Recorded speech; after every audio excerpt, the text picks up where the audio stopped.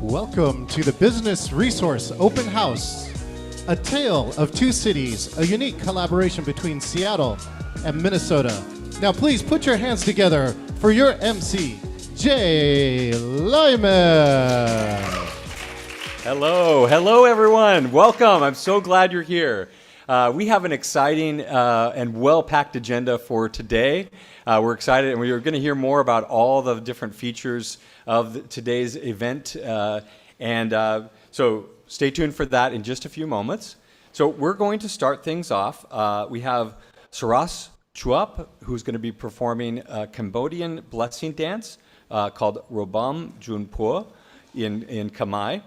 The Robam Junpur is performed at the beginning of special events like today's occasion or weddings or birthdays. The dance depicts an angel descending from heaven to bless the people of the land with peace, prosperity, and happiness. So, ladies and gentlemen, please enjoy the blessing dance.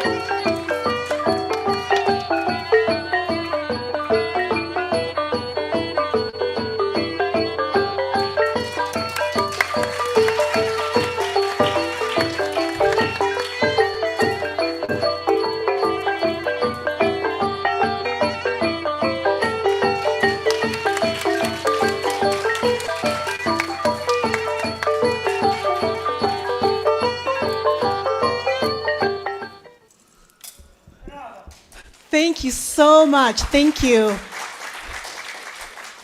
My name is Saras, or also known as Precious as well. I am with CLACA, which stands for Khmer Language Arts and Culture Academy. I would love to say thank you so much to everyone here today for taking your time out to spend with us with this special event. I truly appreciate it. And I also appreciate that I got to show one of our explicit and royal dance. Back in the days, only the royal family get to witness this dance, and it's Cambodian classical dance. And today, because of the genocide and everything, we're being resilient, we're coming back, and the arts is gonna live forever. Thank you so much.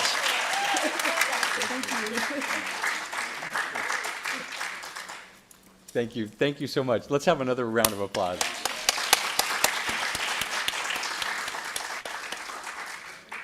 Thank you so much. Okay, so we have lots more in store for you. Upcoming, we're going to have some panels and things, but we're going to. We are streaming live from Seattle and Minneapolis, and if we have a live stream from Minneapolis, maybe our folks there can check in with us and just say hello. Is Rico? Are you there? Hello, I'm here. Hi, everyone. Hi, Rico. As am I. I'm Adele. Hi, Adele. Welcome. We're so glad both of you are here. Okay, we are going to now move to, I'm going to introduce my colleague and co-MC, Angela Katsaneda, and she's going to come up to the and talk now. Okay, Angela, over to you. Hello. I'm so glad to have live people here right now. I know the live stream is happening as well. I am really honored to be the person who will set us in a good rhythm for the event today with a wonderfully rooted Pacific Northwest land acknowledgement. It is important to understand that land acknowledgement is not a practice developed by colonial institutions. Rather, land acknowledgement is a traditional indigenous custom dating back generations. For non-indigenous communities to provide land acknowledgement shows their respect and honoring the indigenous peoples of the land on which we all work and live. Land acknowledgement is a simple way of resisting the erasure of indigenous histories and work toward honoring and inviting the truth. We acknowledge that we gather today on the ancestral land of the first peoples of this area, the Northwest Coast and the Coast Salish peoples, past, present, and future. We honor with gratitude on which we will build and reside, and we honor the first peoples who have stewarded these lands and waters since time immemorial. Get it right. We acknowledge their continued presence, contributions, and heritage, and we acknowledge that we as a community are caretakers of this land for all beings and all generations to come. This acknowledgement was shared by Will Booth, our friend and partner who works with tribal communities in digital equity, getting them closer to being able to do technology, which means just access. It's all about access. And now I would like to thank Ixley Whitehawk and Jackie Laransar for bringing these elaborations by Pepe to my attention so I can share them here with you today. Elaborations. An acknowledgement is not the same as a relationship. Land does not require that you confirm it exists or that it has been stolen, rather that you reciprocate the care that it has given to you. Elaboration 2. The land and water and air, the territory exists regardless of the acknowledgement, which is only ever a first step. Next steps involve treating territory as kin, building relationships with that land itself, as if it were your kin, because it is. Elaboration 3. To acknowledge the land on the terms laid out by liberal or multicultural inclusion is only to repeat the hubris of anthropocentrism. To acknowledge the land on the land's terms is to act in reciprocity. Thank you. Thank you, Angela. And now we are going to go back over to Minneapolis and Adele. Adele, are you ready? I'm ready. So, we want to thank the Metropolitan Library Services Agency, MELSA, for providing funding for the Entrepreneur Expo. We also want to thank our countless partners and collaborators who helped plan and execute the Entrepreneur Expo.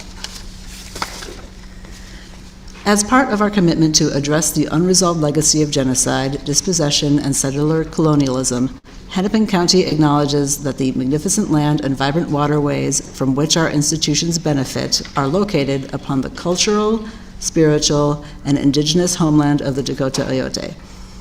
The Dakota people originated at the confluence of the Minnesota Wakpa, or Minnesota River, and Wakpa, the Mississippi River.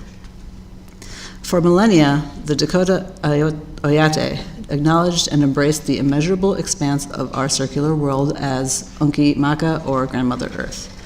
This beautiful terrestrial grandmother provided the Dakota warm shelter when it was cold.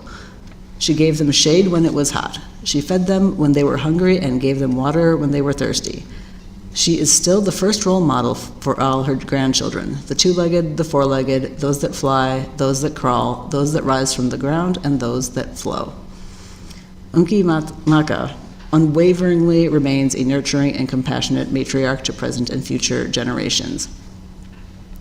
The Dakota people's wise growth and ever-evolving relationship under Unki Maka's guidance enabled them to flourish. Their lives were immersed in and inseparable from the unique powers and varying gifts inherent in all parts of her natural world. Their daily prayers to the totality of life always concluded with the declaration, Mitakuye Oyasin, another reverent acknowledgement of creation, meaning all my relatives. Furthermore, we recognize that a prominent term of endearment within Dakota society that is descriptive of the innumerable lakes and rivers within the Dakota homeland is the place name Minnesota Mikoche, or Land of Misty Waters. In this realm, the Dakota became a sovereign nation, a sovereignty that predates the sovereignty of the United States. The sovereignty status of the Dakota remains today. The four cohesive subdivisions of the Dakota Oyate responsible for the stewardship of this land are the Village of the Sacred Lake, the Village of Fish Scales, Village of Shooting Leaves, and Village of the Leaves. Hennepin County calls attention to the Dakota people's ongoing connection to this special place. Today, our county institutions continue to benefit from the unfavorable treaties, military campaigns, and settler colonialism, which encouraged white newcomers to settle and colonize Native American territory. The county played a role in shaping the history of the Dakota people. This was enabled by laws such as the Homestead Act of 1862, which brought 75,000 settlers to Minnesota in the first 3 years of its enactment, resulting in the displacement and starvation of Dakota people. Atop this, the heinous 1863 Dakota Removal Act coercively displaced and removed Dakota and Ho-Chunk people from Minnesota after a brutal incarceration at Fort Snelling. Therefore, Hennepin County acknowledges the capacity for today's county institutions to work more closely and reparatively with the Dakota people, whose homeland we occupy, the Ojibwe and Ho-Chunk peoples, whose traditional homelands border the Dakota homeland in northern and southern Minnesota, and all First Nations peoples who currently live in or interact and associate with Hennepin County in a broader context, in creating transformative partnerships and alliances, convening conversations to explore possibilities, creating increased engagement and consultation with the Native American community, organizing events and workshops on Indigenous history, culture, and contemporary issues, and looking at the potential for developing land and water-based projects together. Thank you. Passing it back to Jay. Thank you, Adele. Thank you so much. We appreciate the connection here today. And we are streaming live online as well. So we have an online audience. We have an audience that's here in Seattle, and we have an audience that's there in Minneapolis as well at the Central Library. More on that soon. But first, I want to move forward and bring up some of our interpreters to say hello and to explain how to get into their language channels. So let's start. 所有的那个翻译，给大家进行一个介绍。Go ahead and stop for a moment. Please hold. Okay. First, let's go with Sarah Samatar, who's going to be interpreting for Somali. Yeah, Sarah's here. Can you hear me? We can. Thank you. Okay, let me switch to Somali. We can hear you. Go ahead. Yeah, my name is Sarah Samatar. Do you want me to say English or Somali? Hello, can you hear me? Yeah, I'm having a hard just going time to to do a hear. welcome in Somali and explain how to get into the language channel. Magacaygu waa Somali. Magacaygu waa Sarah Samatar. Waxaan u shaqeeyaa kambaniga la yiraahdo maxay ahayd community liaison baan contractor ka ahay. Waxaa igu casubay maxay ahayd waa lagu casubay meesha waxaa lagu casumay inaan kasoo qayb galo eventiga. Waa mahadsantihiin. Thank you so much. We appreciate you. Thank you for being here. Next, let's go to Tammy Dang, who's going to share in Vietnamese. Minh Tâm xin trân trọng kính chào quý vị. Hôm nay chương trình của chúng ta có dịch trực tuyến, nên quý vị vui lòng nhìn ở phía bên dưới có quả địa cầu và chọn vào quả địa cầu đó và chọn ngôn ngữ của mình là tiếng Việt để có thể vào phòng để chúng ta có thể nghe bằng ngôn ngữ tiếng Việt. Xin cảm ơn quý vị rất nhiều. Thank you. Back to you, Jay. Thank you, Tammy. Appreciate it. And next, let's go over to Linda. Linda Lee, please share in Mandarin. Hello, can you hear me? We can. Hello.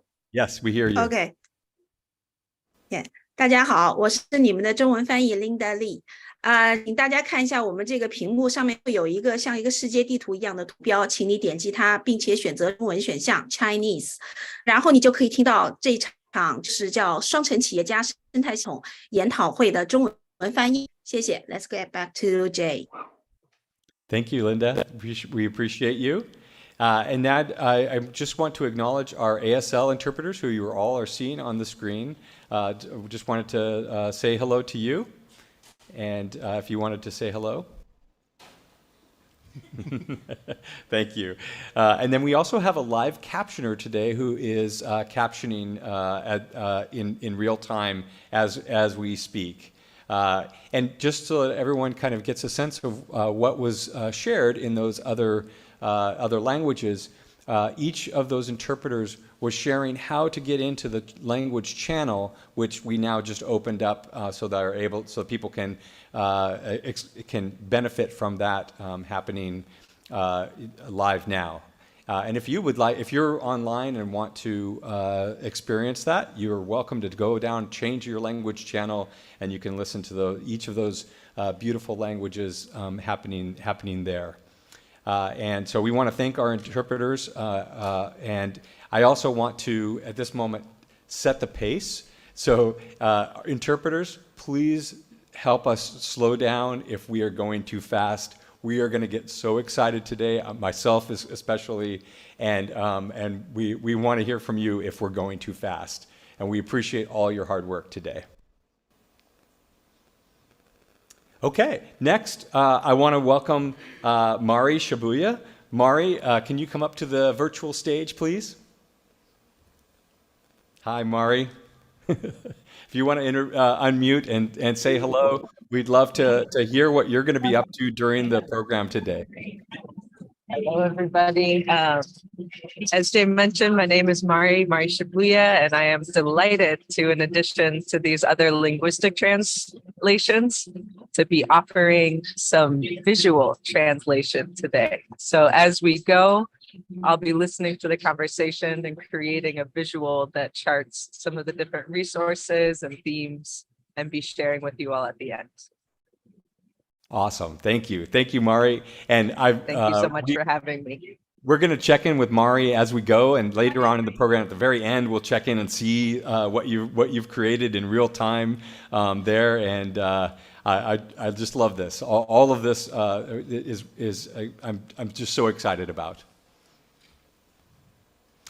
Okay, next, I want to share I want to take a few moments and just share why we're here and why I'm so excited today.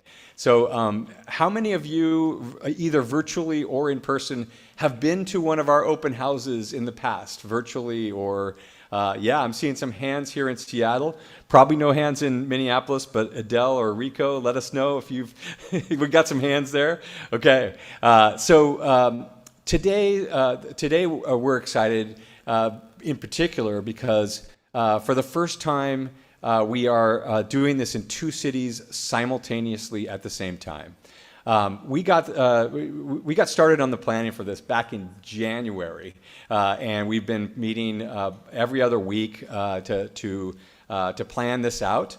And Michelle Marins, who is one of our speakers here today, pitched this idea of because she had been part of one of the online open houses, all online during COVID closures, and we got excited and she's physically in Minneapolis, and she helped us point out some of those similarities of the ecosystems of business support in both cities.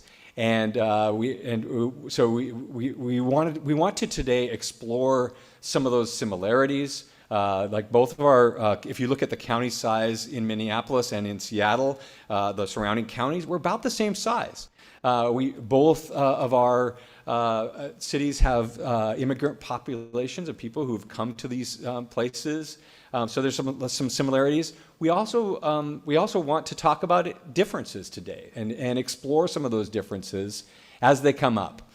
So we have 3 panels. We have a panel of business owners. Then we have a panel of those who support business owners, assistance partners.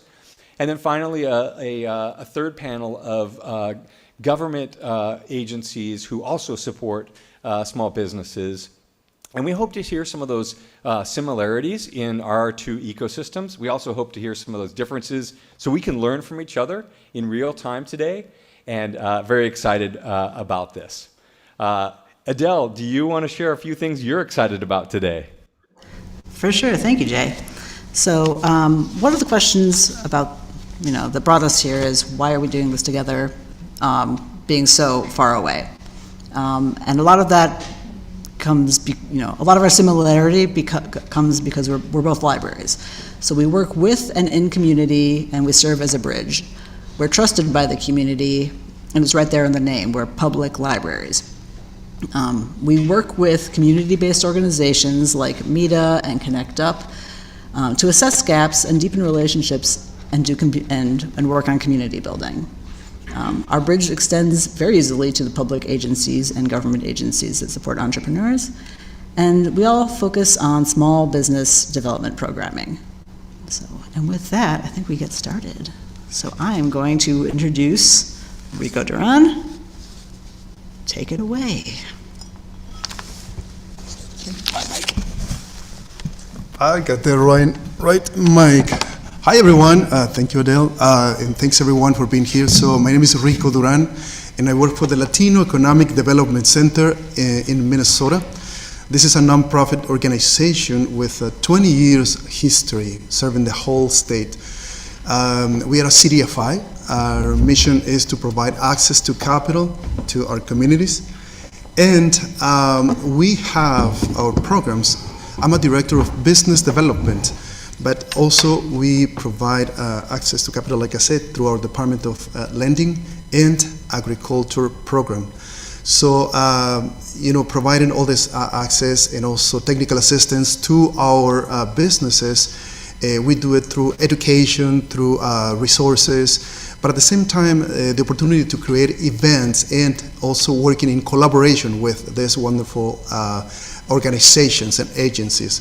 So we all connected. So it's a great model.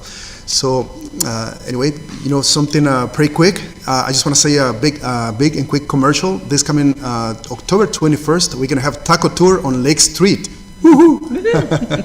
So this is an event that helps to support all businesses on Lake Street. So everybody will be welcome and enjoying that day. So, but let's get into business. So we're here to learn about the experiences, especially from agencies, business owners, and everybody else here. And also I want to say thanks to all the organizers, because all this idea to connect the two cities, so that help us to also do collaborations on the road. So thank you so much. So I would like to introduce my panel, this first part, which is Michelle Tran, also Elaine Rasmussen, and Anisha Murphy. So we're gonna hear from them. But I just want to say that, Michelle, you are the one who came up with this idea, so thank you again.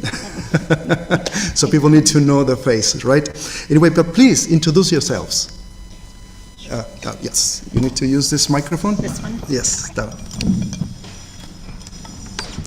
Hello, everyone. My name is Michelle Tran-Marins, and I'm really excited to be here today. I am the founder and CEO, or the Sparkler-in-Chief at We Sparkle. We provide really easy-to-use software tools that help businesses save time and increase their sales. And I'm really excited to be here. I think there are a lot of similarities between Seattle and Minneapolis in terms of our communities and the diversity of our communities, and so excited to be here today and talk with business owners on both sides so that we hopefully build more partnerships together. Awesome. Hello, everybody. I'm Elaine Rasmussen, founder and CEO of Social Impact Now. We are a social finance and impact investing advisory service. So basically, those are fancy words for we help people align their money with their values. We've been in operation since 2016, and we're veterans in the ecosystem. We go way back. And so grateful to be here. So grateful to have friends like the Hennepin County Library, been a long-standing supporter, and they've been supported my organization through a variety of different ways. So excited to be here with you and all the folks here in the audience and visiting from Seattle. So looking forward to this conversation. Well, thank you. Anisha? I think I don't know. See, is Anisha here? I'm right here. Yes. She's virtual. Go ahead, Anisha. Hey everyone, Anisha Murphy. I am joining virtually. Sorry, I got caught in a meeting, and then I was like, look, I'm gonna have to join virtually. So Anisha Murphy, I am the owner of Just Law LLC. It's a boutique business and estate planning law firm. In addition to Just Law, a lot of you all in the ecosystem may know me for my work in the CDFI space. I am a vice president of community advancement at CRF, which is a national CDFI lender. So yeah, super excited to be here with you all today. But for today's panel discussion, I'm gonna laser focus it on my work with Just Law. Thank you so much. We're going to Seattle. Thank you, Rico. Thank you, Minneapolis. We appreciate all that you're doing there. So here in Seattle, we have two panelists who are here in person and one who's online as well. So let's go to Avery, and then Ebony, and then Tiara. Avery, take it away. Hi, everyone. My name is Avery Barnes, and I am the founder of Taswira, a cultural art gallery and event space and community platform located in the heart of Pioneer Square. And in 2019, we were originally founded in Mombasa, Kenya, through the development of our Women's Empowerment Center. And, Taswira hosts and showcases the work of local and global artists, cultural artifacts, and we host a variety of events focusing on bridging community, supporting small businesses and organizations dedicated to making a difference with us. I'm so grateful to be here today. The Seattle Public Library has been one of those key resources. I think Jay Lehman was actually the first person that I got on my first Zoom call for help. And now we're a platform to be able to help other businesses and organization founders like me gain access to those resources. So thank you. Hi everyone, my name is Ebony Arunga. I am an arts advocate, administrator, and entrepreneur. I am currently the interim executive director at Langston, which is a Black arts nonprofit. I also work with the Cultural Space Agency, which is a real estate company geared towards acquiring property for arts and cultural workers. And through the Cultural Space Agency, we have a program called BASE, which is Build Arts Spaces Equitably. It's an educational component teaching arts workers and real estate professionals how to find the place where those two things converge. I have a business called Seaweed International that does jewelry and accessories from Kenya, East Africa. And our current Office of Arts and Culture director, we just got a new director of the Office of Arts and Culture, who is coming to us from Minneapolis. So that is one of the connections that we can make today. Thank you. Amazing. All right, over to you, Tiara. Hello, everyone. Hello. I'm Tiara Bonds, the founder of Take Charge Consulting, currently in San Diego, California. So I'm happy I'm able to join virtually. It's also my birthday, so that lets you know how much all of this means to me. So thank you. But Take Charge Consulting was created about 7 years ago. And my goal was to help people understand and navigate the credit system. And I've realized it's a little bit deeper than that. And so I'm on a mission to narrow the racial wealth gap by teaching people how to leverage credit and how that can help us build wealth. So thank you for having me. We're just letting the applause happen here in Seattle. And happy birthday, Tiara. Thank you for being here on your birthday. Okay, next we're gonna go into asking these panelists questions. And if you are live here in Seattle and you have a question for one of our panelists in either city or online, you can use the index cards that you were given as you walked in, or raise your hand. We'll get you some, and ask those questions. And we'll try to get to as many questions as we possibly can today. We've got a few questions that our panelists helped us develop. And we're going to take turns going back and forth between Seattle and Minneapolis and asking questions. So we're going to start with, let's start with Minneapolis and Rico. If you want to kick things off with asking one of your panelists a question, and then we will go. Panelists, try to keep your responses in like a minute or a little bit longer so we can get to as many questions as we can. Go ahead. All right, great. Thank you, Jay. Yes, and I gotta say that we have a selected audience of VIPs down here. So we're gonna learn from this wonderful three panelists. So we have the first question for Michelle. Serious questions. Since your organization is pretty new, we wanted to know what kind of needs you hear in Minnesota business community that drove you to develop WeSparkle. So you heard Elaine mention that we go way back in the entrepreneurial ecosystem here. I have a passion for helping small business owners because my own mom was a small business owner, a refugee and immigrant from Vietnam, and I saw the struggles that she had starting a business here in the US. And so really wanted to help business owners. And I've been in technology for 15 years or more now, building lots of websites and apps. And that was something that I noticed was missing in our particular ecosystem. We have a lot of really great organizations that provide education and training and mentorship. But what a lot of the entrepreneurs who I work with, the small business owners, told me was that they just needed practical tools. QuickBooks made it easier for people to do accounting. Canva makes it easier for people to create flyers or business cards. And so I wanted to use my tech tools my technology skills to build really easy to use tools for business owners. Super easy, so easy that even my mom could do it, and she is not very tech savvy. Our main tools are a Sparkle site, a website, really simple to put your products and services up for sale. Sparkle Scheduler that lets you schedule appointments or events. Some of you use it to register today. And Sparkle Assistant, which is an AI assistant that text messages with a business's customers to schedule appointments or answer customer questions. So those are the things that I found people really struggled with, was how to leverage technology to help them save time so that they could do more and increase their sales. All right, well, thank you, Michelle, for sharing this. Most definitely after the pandemic, when we are learning more from all these organizations. Let me go to Anisha. Anisha, we got a question for you also. How did you get involved with the Entrepreneurs Expo since you work in the law?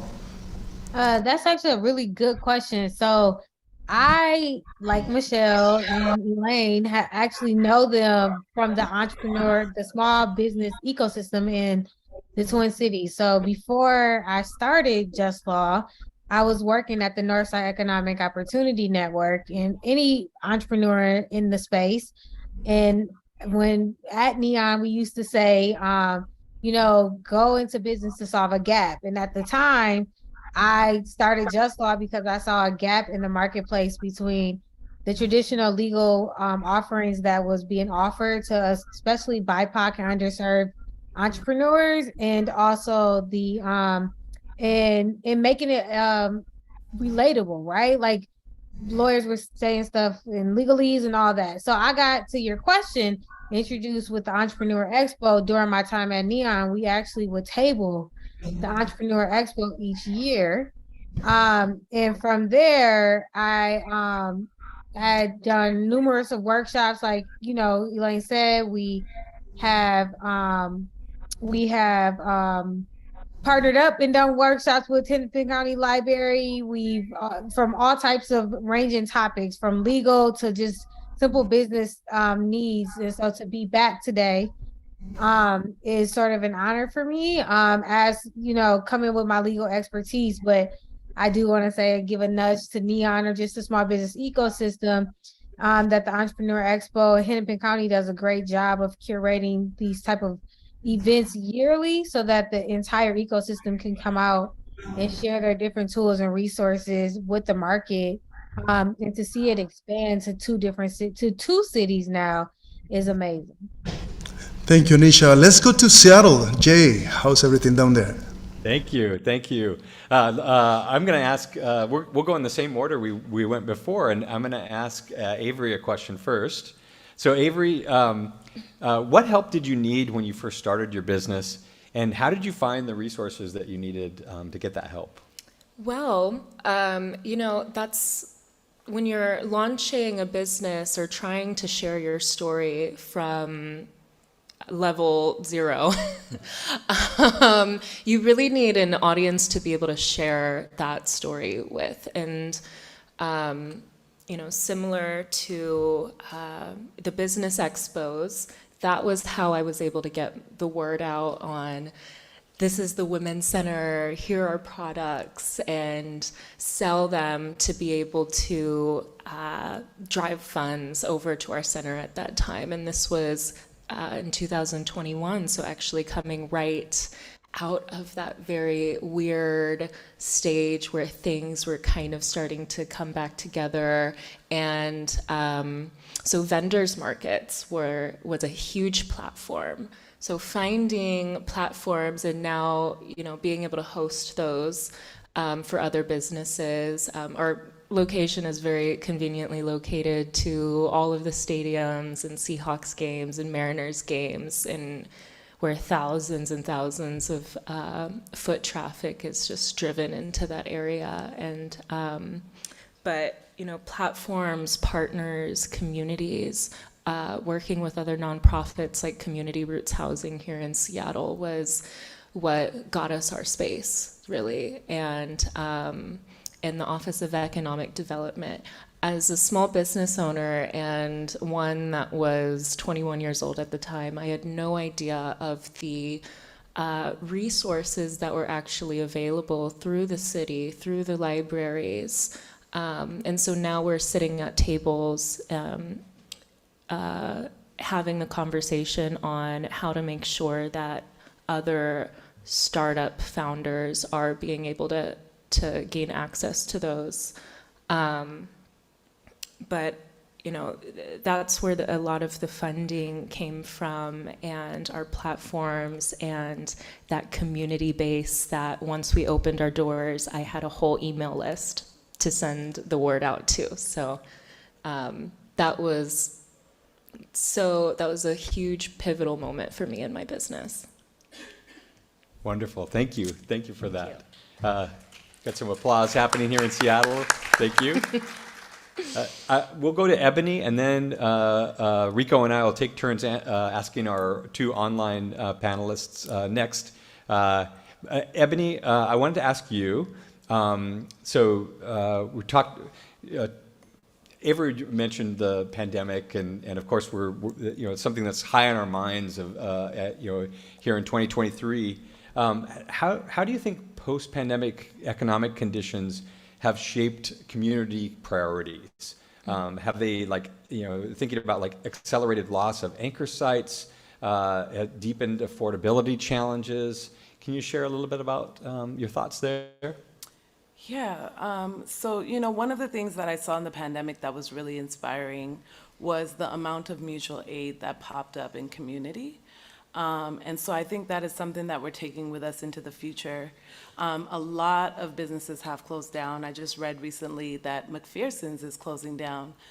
They've been in business for about 40 years. And something that I see with them and the way that they want to move forward in the future is they want to sell to someone who is wanting to do a retail space that is similar to what they've done. What they want to avoid is a high rise going up and, just expensive housing and more population moving into that area. And so what they want to see is another small business pop up. And I feel like that is something that came out of that mutual aid feeling that we created during the pandemic, is this idea that we can actually pass, profit is important in business, as we all know, but I think also just how we pass things down to the next generation is becoming more important to us, and how we work together as a community as well. And so in what ways can we be thinking of to work together to make sure that we can see things move forward in the way that we want them? Yes. Thank you. Next, let's go over to Tiara, who's online. Tiara, how do you work with government and nonprofit? How do those relationships complement your work? I love this question. Thank you, Jay. One of the things I love most about the work that I do is the partnerships with nonprofit and government agencies. And it's because one thing I learned in the beginning of starting my business was there are a lot of people who need help with credit, but they might not have the ability to pay. And so going through, so many marketing trainings and, trying to figure out how to reach my audience, I came across partnerships, and at first I didn't understand it. But it allows me to serve people who might not have the ability to pay but need the help. And it's, that symbiotic relationship with the nonprofits and government agencies, just allow us to help people deeper, and help those who otherwise might not have the access to getting help. So we're able to reach our goals faster and make a huge difference. One of my favorite partnerships has to be Seattle Public Library, not just because I'm here, but working with Jay, we've really been able to help people on a one-to-one basis. and navigate through the credit system, because we all know it wasn't something that we were taught in school, and many of us didn't learn about credit from our parents. So being able to sit one-on-one with someone and really get to the root cause and provide an action plan has been great. So it's my favorite part, and it definitely complements my work because of those shared missions. Thank you, Tiara. And if anyone wants to take advantage of those consultations that Tiara is offering through the library, we added some to the calendar yesterday. So they are available, and we can share the link in the chat on how to get to them and book that time. They're virtual, so you can be anywhere. Okay, I want to pass things back over to Rico. Rico, let's keep going on these amazing questions. Most definitely, Jay. Thank you. We've been learning from your experiences, and now we would like to hear, also from Elaine Rasmussen. Social impact now. We've been talking about challenges, but we would like to ask you, what are the biggest challenges that your clients face, and most important assets they bring to the table? Wow, that's an incredible question, I think, for somebody like me, who I get to sit in places of privilege, wealth and access privilege, right? So a lot of the people that I work with, they're foundations, they are people with, they're considered high net worth people, they are organizations that are multi-million, billion-dollar organizations, to really think about how do they do different better, right? So I was having a conversation with somebody over lunch talking about there's a difference between charity and change, right? Charity is important, like Meals on Wheels. We need Meals on Wheels. They will never be a business, right? But how do we change the circumstances that actually make Meals on Wheels needed, right? And that's the space in the work that I do. So when I think about your question of what is the biggest challenge for my clients, and thinking about how do they show up in this space in a different way? How do they contribute to entrepreneurship? Particularly I think about, we have more Fortune 500s here than any other state. What is their role, as many of them being organizations that started from entrepreneurship? What is their obligation? And I say obligation on purpose. They have an obligation to support and be a part of this entrepreneur ecosystem in a way that I don't think they're participating at the moment, right? I think some of my other clients, their challenge is really smaller than what they think it is, right? They're like, well, I don't know how. And it's like, well, what's important to you? Figure out that piece of it first. And that is actually the hardest part. The giving away the money is not the hard part, right? They think that that's the hardest part. The hardest part is understanding your why, and to what do you want to lend your time, talent, and treasure. And so that's some of the work that I help them think through thoughtfully with a specific economic justice lens. There are other people who do the work that I do, but I specifically come to this work with an economic justice lens of regenerative and restorative economics, of how do we actually provide for the people who have the most impact and have been impacted the most, to be able to thrive and build better communities that we all want to live in. Thank you. Great. Jay, let's alternate another question. Let's go to Seattle. Thank you, Rico. I'm seeing a question that came in via the chat, so I'm going to throw this out to any one of our three Seattle panelists. So this is someone who's an artist and children's book author, illustrator, trying to figure out how to get myself out there in Arkansas. Any advice? It's a great question. When you think about, I run into so many artists where our gallery is the first exhibit that they've ever been in. And I can understand that there's a lot of teachings and challenges that can lead an artist into getting into a space like that and being represented like that. Even I'm learning how to represent artists as a gallery, and in doing so in a way that would represent how it would be done in somewhere like New York. And but honestly, I mean, it depends on what your art is, too. What are the local galleries? What are the local museums? What are the events that are being hosted by them? Where are your friends exhibiting? Because that's usually the best way that I receive word of mouth recommendations on, who we can represent in the gallery. And when you submit an inquiry to a gallery, how are you representing yourself on social media and on your website? Work can sit in a space like that for 3 months until it's sold. And so how are you monetizing your time in that space once you get there? And I mean, I think that's where I would start, is creating a list and attending events, because when you're building your audience and when you're building your community of support, sometimes the best way to do that is to show support of others and attend those events and, post others' works and make sure that you're showing faces in these spaces. So that would be my recommendation. And of course, if there's any nonprofits that are in your area and in Arkansas that are around the arts and culture sector, I mean, that is probably my number 2, is finding who your arts and culture representative is in that city. Thank you. Yeah.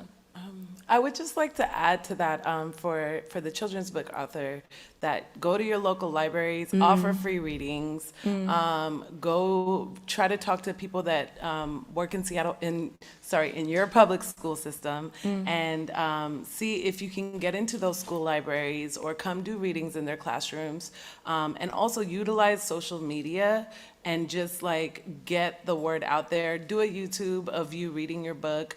If you are self-published, it's a little bit harder because it's you doing all of the legwork, but carry your book in your hand, facing outward so people can see the title. It will become a conversation starter, and have some in your backpack that you could sell at that time. Oh yeah, and vendors markets too. Set up your work, set out prints on a table, and get your name out there. Yeah. Okay, let's go back to Rico for one more round, and then the time is going fast, so we're going to move to our next. Rico, let's do. Do we have time for one more round? One more question from Minneapolis, and then we'll wrap things up and move to our next panel. Rico, do you want to ask one? Most definitely. Thank you, Jay. And let's do it. Let's do it because we still want to hear from you guys, and trying to keep, your answer in a minute. I know it's not possible, but let's try. So, Michelle, let's go back to you. We're talking about challenges out here, but when you started your organization, what barriers did you face as you developed your company? I think the biggest barriers that I faced were, I'm familiar with tech, but I think finances and legal were issues that I had a lot of questions about, which is why I asked Tiara and Anisha to join this talk, because I know a lot of other business owners might have finance and legal questions as well. So, those were the challenges that I had, and I think also the biggest thing was during the pandemic, learning how to pivot and how to partner and collaborate with others to survive and thrive during the pandemic. Very good, very good. So I'd like to have some of the questions from the audience, since we have such a short time. Let's go with you, Elaine. Someone from the audience is asking, for startups, what is the best use of my time to access funds? So I'm going to take the first part of the question because it's way more important than the second half of that question. The best thing that you should be using your time is building your infrastructure. It's not sexy. It's, I call it moving the dirt or cleaning out the garage. Understanding the mechanics of your business, the business of your business, it is where I find most entrepreneurs trip up. They're looking for the likes, they're looking for the socials, they're spending more time on the more fun part than the actual part that makes the business actually go. And that is your back end, understanding who your customer is, where you're going to find your customer, how long it takes to keep them, how long does it cost to acquire them, how much does it cost to keep them, your accounting, and understanding the actual business model that you're selling. That's more important, because then with that, it'll tell you what kind of investor you need to get, if at all, and what's the pathway to get that investor. Thank you so much. And let me go very quick to Anisha. Anisha, there's one question from the audience, and they are asking, and from your advice, how should I structure my business? You got the easy one. We're all laughing. I think that the heart of that question is it depends, to be quite honest with you, what type of business you're in, what you're trying to do with your business. Is it just a startup? Are you trying to grow or scale the industry, etc.? I would suggest really researching your entity formation types in the state that you're in. So like Minnesota, we recognize I think 5 or 6 common entities in the state of Minnesota. Each state recognizes a specific state entity.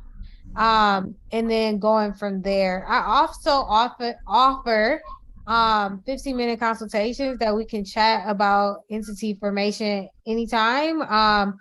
I can drop my information in the chat, but I mean, it's kind of hard to answer that question without understanding more about what the business is doing, where they're trying to go. I will say the safest entity type that I always like to suggest is really whether you're a startup or even growing and scaling as an LLC. And the reason why is because it gives you the corporate shield of a corporation while giving you the flexibility as if you were just a general partnership as from a tax perspective. And so that's just a real simple answer, but there's more nuance to that. So whoever the question came in from, I would love to chat with you more on making sure you're getting into the right entity for your business. Well, thank you. Thanks everyone for your questions, for answers, and for your questions also from the public. We can extend some of those questions to the specific ones that you are asking. Jay, let's go back to you. Okay. And looking at the time, we have 2 more panels that we want to get to, and so let's. I think we could get in one more question while we're changing panels up here. But let's go ahead and let's do one more question to Tiara, and then we're going to change panels. Tiara, what kind of assistance would help you better further the work you're doing? That's a great question. Thank you. And I think Avery mentioned the importance of making a list, and that's something that I have done, with the focus on nonprofits and government agencies, creating those partnerships, but starting with a list. And so the support that I could use and that I get a lot of, thanks to people like Jay and even Michelle, who's offered, oh, I know this nonprofit that could use your services. That's the kind of support that I need. Introductions to those people, with the mission like narrowing the racial wealth gap. I definitely can't do it on my own. So just introductions to people who have, that shared or similar mission so that we can work together and get things done. Thank you, Tiara. So I wanted to let's all give a round of applause, either virtually or in person, to all of our panelists. Thank you so much for all of you've done here today. And of course, we're going to make sure that you all can connect with each of these panelists. Just put things in the chat. I'm already seeing connections happening in the chat. So thank you so much again for being here. Well, we're going to get our second panel up here, and here in Seattle, we're going to actually swap off MCs. And so this next panel is our assistance partners, those that are helping assist. There are organizations that are assisting businesses as they start and grow. And so we're taking a moment here while we're transitioning, and Angela is going to be our MC for this panel. Thank you, Angela. Hello, everyone out there. While folks come up to sit down, I just want to, it's amazing. This is amazing. This has come together, as Jay was saying, a lot of work to put this together with a hybrid event, people in person, people online, and we've worked to it, work to get here. We've got a group of us that have been planning all the different things, and of course things don't work. People can't make it, or technology doesn't work for someone, and all of the layers of cooperation, coordination to get something like this happening is, I think, an example of everything we're working for. So the work that I do as the director of Beacon Business Alliance, we are located in an equity district, Seattle, Washington, South Seattle, and serving small businesses. And I'm also a co-founder, member of Equity and Essential Southeast Seattle, SS Collective, and we are 5 small community-based organizations that we've been meeting since pandemic happened to bring together all of the resources and understanding, talking about the gaps, all the questions that are being addressed today. We're having those conversations, holding hands with, or as I would say, maybe partnering is a better way to say it, with the city, with resources. Our third panel will be more in line with what are the resources that are available. What is equitable resource distribution? What is equity in our work? That is a conversation that we're having. So I just want to say how wonderful it is to look at the chat, that people are making those connections, as Jay pointed out, and then having these connections between Minneapolis and Seattle. Of course, I'm talking way too fast right now because I'm really excited. I will calm it down and introduce the panelists. This panel is really about assistance and program partners.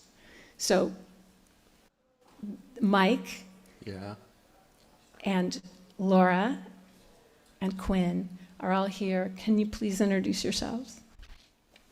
Go ahead. Okay. Hi, everyone. My name is Quinn Pham. I go by she, her. I'm the executive director with the Friends of Little Saigon.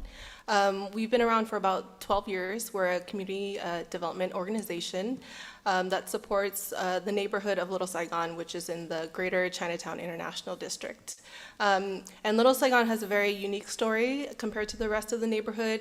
It was established a little bit later. We're getting on close to 40 years compared to the rest of the Chinatown ID, which is like 100+ years. And so there's a lot of foundational work that needs to happen on that side of the neighborhood. And a lot of our work is starting to build out that infrastructure that's needed. And at the core of it is really supporting our small businesses. Great, I'll go next. My name is Laura Kleiss. I use she, her pronouns, and I'm the founder and CEO of Intentionalist. At Intentionalist, we believe that where we spend our money matters because people matter, and that everyday decisions about where we eat, drink, and shop are an opportunity to connect with, get to know, and vote with all our dollars in support of the Main Street small businesses at the heart of our communities. I founded Intentionalist about 5.5 years ago, and over the time since our founding, we have grown our online directory to include more than 5,000 diverse-owned Main Street small businesses, and cultivated collaborations with a variety of partners to provide consumer incentives for consumers who care to spend like it matters in a way that doesn't directly impact the bottom line of the small businesses we love. My name is Mike. I go by he, him. I'm working for Share Capital Cooperative. We are a CDFI, Community Development Financial Institution, that only invest into co-ops of any kind, ranging from housing co-op, worker co-op, food co-op, to farmers co-op, you name it.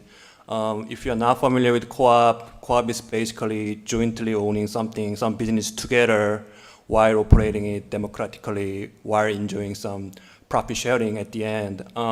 Actually, even though we are a nationwide investor, we are located in Minnesota. So I should go there like twice a year. So I was there last December, and after that, I start appreciating more about Seattle's weather.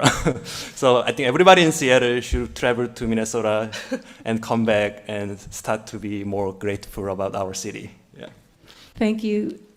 Now I think we're going to go over to Minneapolis and have the panelists there introduce themselves. Yeah, thank you so much. We have our second round, our guest panelist. Please introduce yourself. Yeah, good afternoon. I am Kaltrina Resniki, and I am Vice President Senior Business Consultant for JP Morgan Chase. I work to empower our diverse business owners to grow and scale their business through educational resources, coaching, and banking solutions. Wonderful. Hi, everyone. My name's Michelle McKinney, and I worked in the Twin Cities ecosystem now for about 6 years for a variety of organizations, most recently with Connect Up Institute, which is an enterprise development and a social finance organization that provides capital to Black and brown and rural entrepreneurs.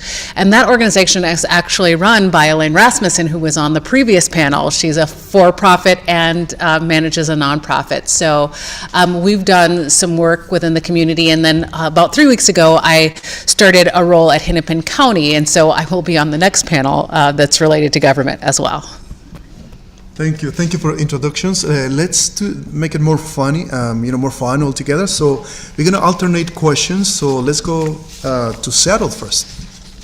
All right, I'll bring on the first question. Really, this is about who's helping. Who are our program partners? Who's helping now and how? What are the trends and gaps you see in your work? So the first question that I would ask Quinn, what is FLS doing to support Vietnamese-owned small businesses in 2023?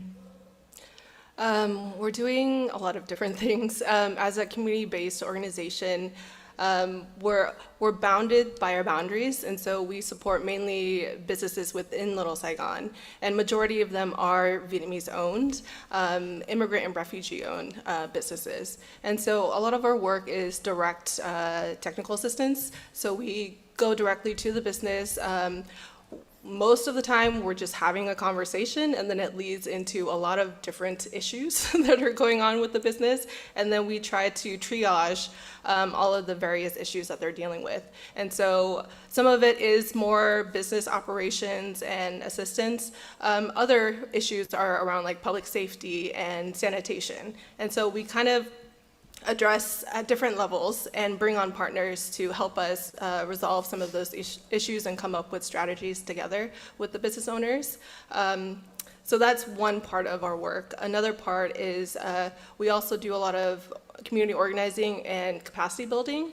And so some of the opportunities that we have with our businesses is to elevate their issues, but also bring them together to learn from each other and work through issues as a community. I think this was mentioned in the panel before, is as a business owner, I think a lot of times you're really siloed and you think about just, let's operate our business day to day. I'm just trying to get by.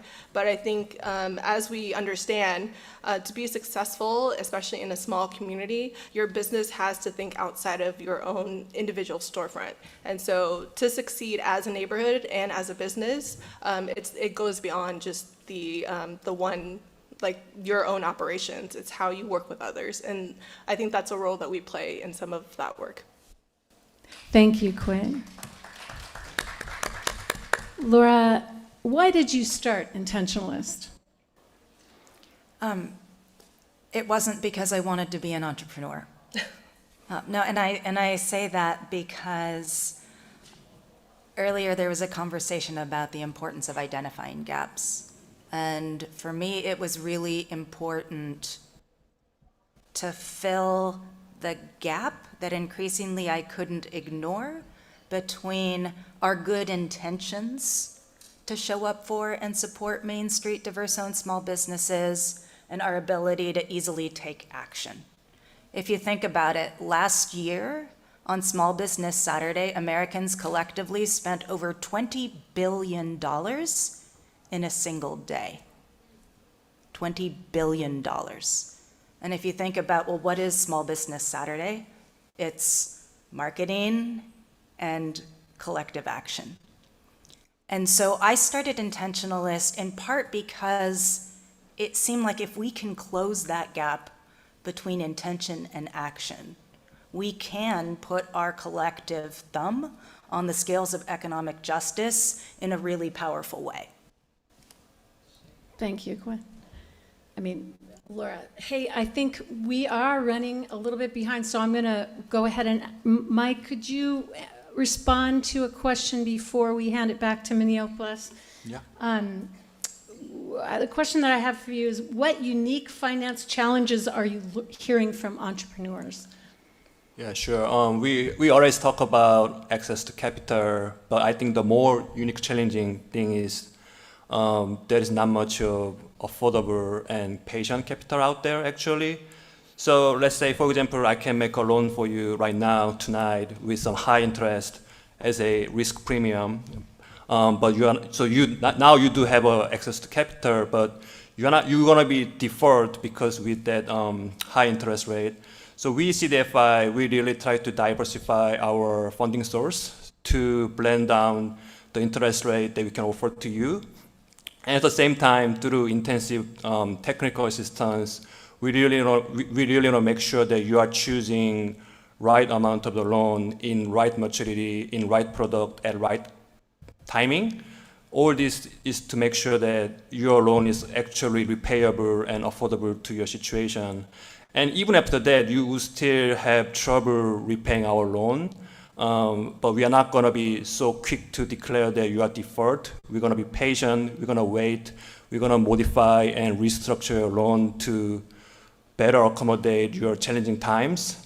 And we can even offer you another emergency assistance loan to turn you up. So that's how we're going to be patient and affordable in addition to being accessible. Yeah. Really good information here, and I think the CDFI is something, I don't know that small business owners are aware, right? So how do we get the word out? Minneapolis, we'd like to hear from you. Yeah, thank you, Angela. Yes, and I just like to remind our public that we are with the second panel, and this is Assistance Program Partners. So let me go with HL. I got a question for you, and I am also personally interested in your answer on that. So, right here, HL McKinney from Connect Up. What changes have you seen in your work over the last 4 years? So I think in the ecosystem, one of the interesting things that I'm seeing is that there is a focus on trying to bridge that gap in terms of access to capital, particularly for Black and Brown entrepreneurs who don't have generational wealth. And so how do we bridge that gap from sort of a startup business who may be bootstrapping, and then you've got the VCs, but where can individuals get access to capital and when they're in between? They're wanting to scale and grow their business, but they maybe a lot of times they can't get access to loans or lines of credit through traditional banks. And so we have seen an increase in the establishment of funds to provide that runway or friends and family capital, especially to Black and Brown businesses. It's something that Connect Up does, and we're seeing emerging funds across the country. Now, there is a challenge to those funds. There are some legal challenges that are happening, which are disappointing in my mind, because we're trying to get equitable access to capital, and we're seeing that those challenges are: is it fair that these funds or these grants are only being offered to BIPOC entrepreneurs? But keeping in mind, it is meeting a need. It is trying to fill that gap. So I hope that these funds will continue to be able to grow and solve for that problem. But there are some significant challenges around that. Thank you for that answer.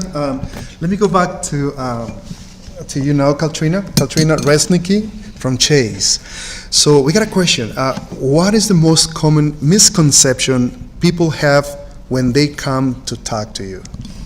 Tell us about it. Yeah, I like that question. It has twofold. I would say one of the first thing that may assume is that in order to work with me through our coaching program, through our free coaching program, you have to be a Chase client. That simply is not true. To receive the coaching services, to receive the educational services that Chase has for diverse business owners, women and veterans, you don't need to be a Chase client. Particularly the program that I work with, it's a 4-month coaching program where we start with entrepreneurs from the basics and we say, let us look at what your needs are. Let us look at what's holding you back, what your business goals are, and let's draft a plan together to see how we can get you and help you to accomplish those goals. So we work 4 months on a one-to-one basis and help entrepreneurs either connect them to resources, obviously through coaching, but also connect them to our banking partners, internally, also externally, to support and to help these entrepreneurs be present in the right spaces and expand their network, which is needed to grow their business. And I would say as far as business-wise, a lot of small businesses that work with me think, well, a cash flow issue is mainly a small business issue, which simply is not true. You have multi-million-dollar companies, you have larger companies, big corporations that to this day face cash flow issue. You're not alone, and it's not you, right? Sometimes as a small business owner, you're wearing many hats, right? If you have a retail store, you probably are cleaning your retail space. You're in the kitchen. You're doing marketing, sales, finance, all of these things. Sometimes it's simply just a matter of going out and looking for help, finding a coach, finding a mentor, finding a resource that's going to help you kind of, like Elaine said in the earlier panel, putting those structures and on the foundations that allow your small business to grow. Thank you. Thank you for that answer. Let's go back now to Seattle. Hello, Seattle here. I have a question for you, Mike. Are there specific routes where Seattle business owners can take advantage of the corporate structure? Yeah, for sure. So actually somebody asked the question there, like which business structure they should choose. I would say co-op, but specifically, so there are 2 routes. If you are a currently business owner, you can consider selling it to your employee. Essentially, you are converting your business into worker co-op. By doing so, you can enjoy some capital tax deferral benefit while making sure your legacy is preserved and continues after you sell it to your employees. And now is the perfect time to do so because new legislation passed, so there will be new tax credit on the expense where you spent on doing some feasibility study for your conversion. So this is now perfect time to do so. And the second route is that if you are not currently business owner, you can start a new business with your like-minded friend or family and frame it as a worker co-op. So essentially you are starting worker co-op as a startup, unlike the conversion from scratch. So by doing so, you can share your risk with others. At the same time, you can enjoy being an owner and you can design every aspect of your business to your discretion and to your taste. So that's a 2 route. Thank you. And I think, Quinn, I wanted to ask you, based on what Mike is talking about, what do you feel like some of the business owners that you're working with are aware of what these opportunities are? No. I think there's a general sense that there are these succession opportunities, but it's not something that is intuitive, or these new models of co-op, like it's not something our businesses understand. And so something that we're actually doing is we just launched a pilot program, a succession planning cohort, where they're deep diving in these various opportunities if they're looking to either sell their business or give it to the next generation, or bring on an employee that they trust to do a co-op or whatever these other things are. Those are things that we want them to have the baseline knowledge around, and then help them sit with consultants to talk one-on-one specifically on where they're at. And so it's like that baseline education that still needs to be had with a lot of our businesses.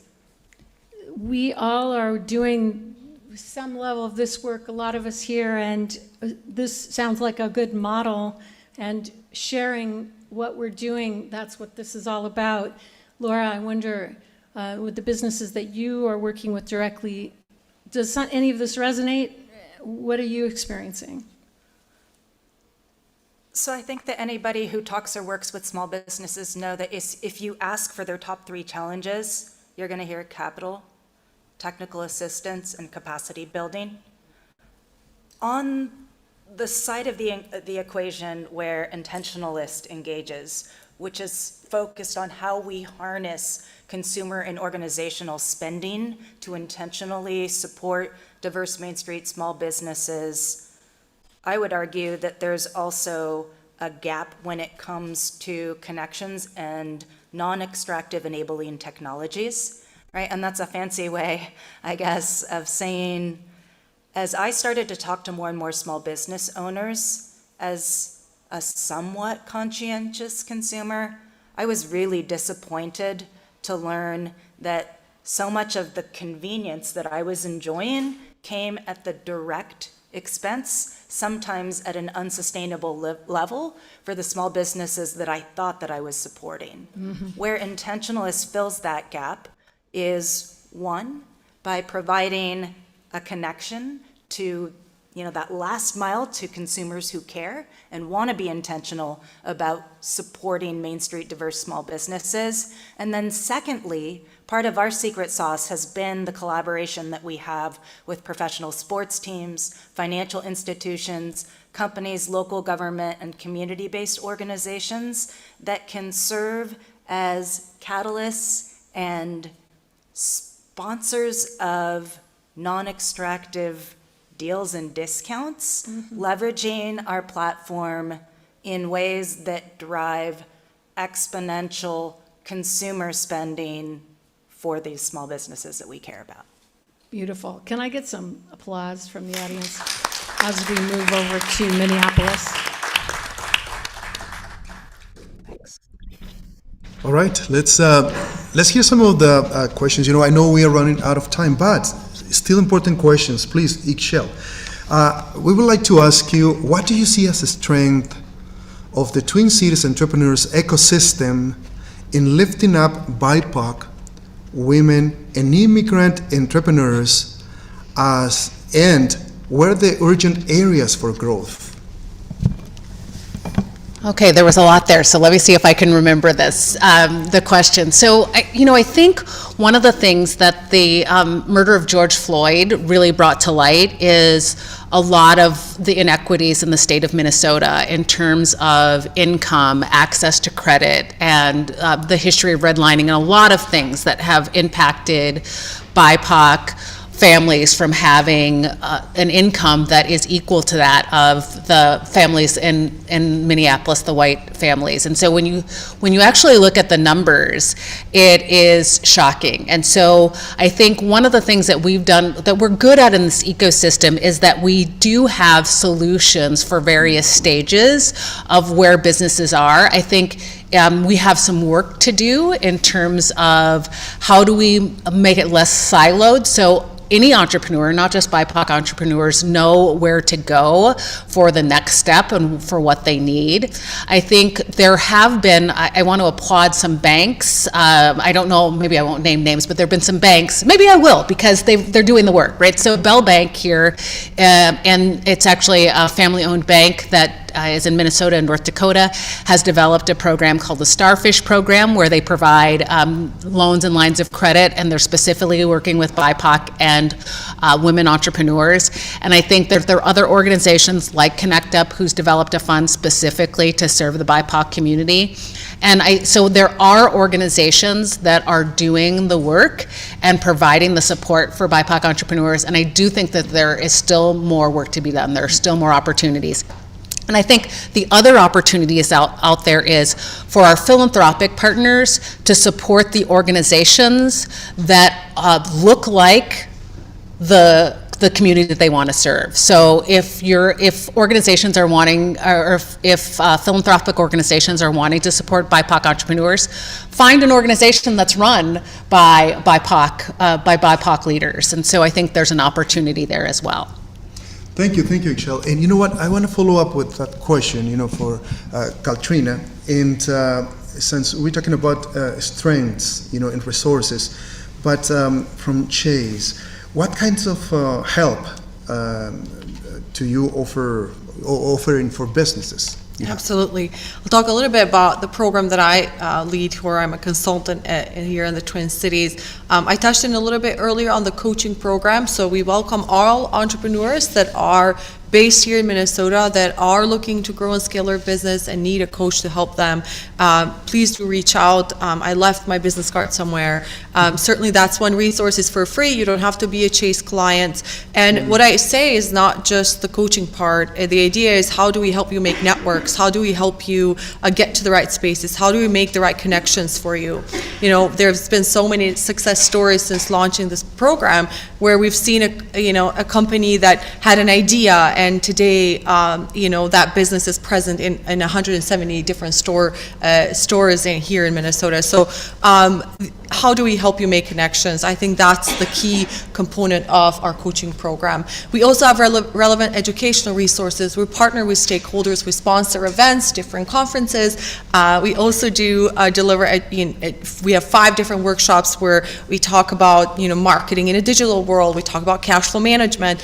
We talk about minority business certifications. Chase has a program that if you qualify, you'll get reimbursed for the cost of becoming a minority business certified. So a ton of resources for small business owners to support and help them in their business growth journey. Thank you. Time is never enough, right? Let's go to Seattle, and thank you so much for being with us today.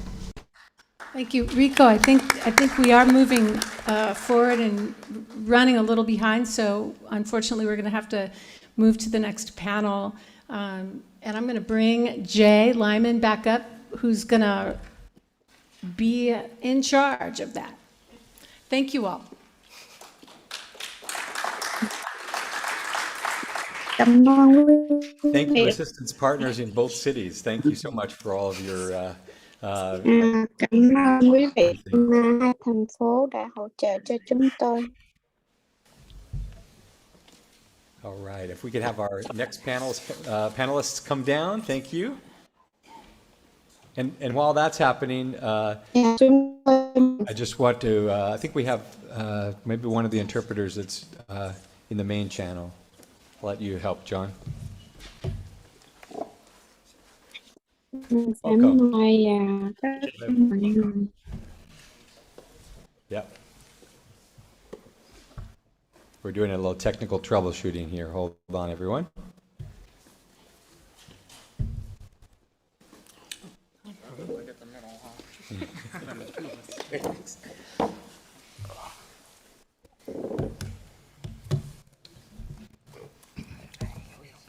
Okay, let's see. If one of our interpreters is talking, go ahead and speak at this moment. Okay, I'm going to have to try and catch it. Jay, back to you. Okay. Let's go ahead and introduce your panel. All right, we're going to go to our next panel. So I'll kick things off here in Seattle, and then we'll move over to Minneapolis after that. This is our Ecosystem Government Planning Partners panel. And so we have a number of panelists that are going to introduce themselves. Let's start at the end here. We'll go to Neil, and then Louis, and then Heidi. Go ahead and introduce yourselves. Well, thank you, Jay. Thanks for having me here today. And my name is Neil Sabash, and I'm here from the Small Business Administration, the SBA. And we, of course, are hi, Hal. We are a federal agency. We're the one federal agency that is given the sole task of supporting small businesses to start, to grow, to expand, and also, unfortunately, to recover from disasters. And those kinds of things are easy to say. Those are big goals. Those are big statements. But what we actually do is not always so clear to people. Even when SBA is a household name, they're not quite sure what we actually do. And there really are a number of programs and a number of resources that we provide that sometimes are easier to sort of boil down to 4 different categories. One of those categories is disaster assistance, which I hope you never have to use, but it is important following natural disasters that SBA does make available disaster loans to support the rebuilding and recovery for businesses, both economically and physical properties. in the world of federal contracting. You know, the federal government is the largest purchaser of goods and services in the world, and contracting with the federal government is a really great opportunity for small businesses to grow through diversity. And SBA manages a number of certification programs and training and development programs that help small businesses in various categories, including veteran-owned, women-owned, socially disadvantaged, and economically disadvantaged businesses access set-aside and sole source contracts. In other words, federal dollars that are designated to be spent on small businesses in these categories. One of the main program areas that we're known for would be access to capital and funding for small businesses. That comes in many forms. Our traditional small business loan programs increase access to funding for small businesses who are either in startup or growth stages, funding for needs such as purchasing of equipment, working capital, refinancing debt, purchasing commercial real estate, and more. There are also programs that involve supporting small business investment companies. These are equity investors, venture capitalist type of investors that can support small businesses. SBA supports their investment practices and their funding that goes directly to small businesses. There are some grant programs. These are not as prevalent as you might hope or imagine or you might have been told, but there are some grant programs for specific purposes, particularly for small business exporters to support them reaching international markets, and some development of new technology, research and new technology developments for commercialization. And really what's almost most important to me is that underlying all of these program areas would be technical assistance. The gentleman I said hello to a moment ago is one of our technical service providers. These technical assistance organizations are separate organizations, but ones that the SBA funds and supports nationwide, as well as local partners.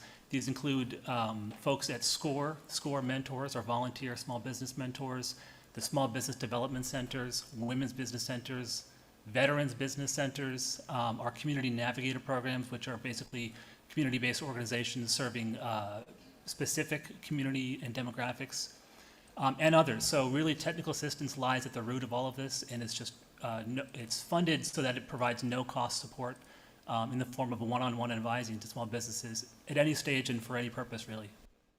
Thank you. Excellent. Hi. Hello, everyone. My name is Louis Harris. I am a community engagement specialist for Washington State's Department of Commerce. You know, Washington State's Department of Commerce is the state agency for business support, retention, and recruitment. We do that work in various levels, both on the state level, and then we support other organizations to do it on the more localized level through our ADO program, as well as through the Small Business Resiliency Network, which some of the organizers in the room today are a part of. You know, we at Washington State's Department of Commerce, we do a lot, and we don't only touch on business, we touch on things from broadband to energy to community services, housing development, so many different things, and we see the entire system and the various things that we do as a part of the ecosystem of support for community members and even business owners. And so it's one of those things where we as an agency, we have lots of different programs for businesses, including self-directed learning and also different mechanisms to break down those barriers of inequitable access to capital, as well as support for businesses that need tailored support to succeed in Washington State. So, yeah. Hey, good afternoon. My name is Heidi Hall. I'm with the Seattle Office of Economic Development. Glad to be here with everyone.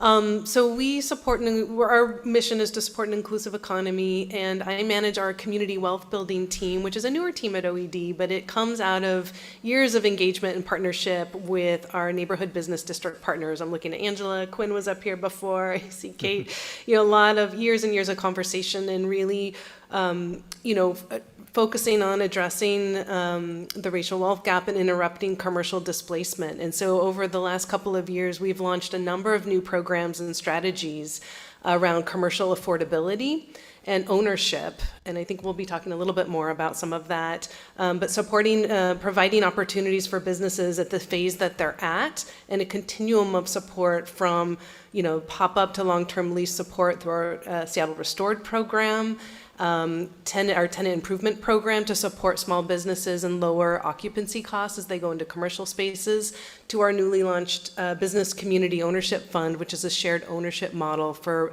small business owners to own commercial space and stay anchored in their neighborhoods and have long-term affordability and control over their space. Through the, sorry, getting over a cold.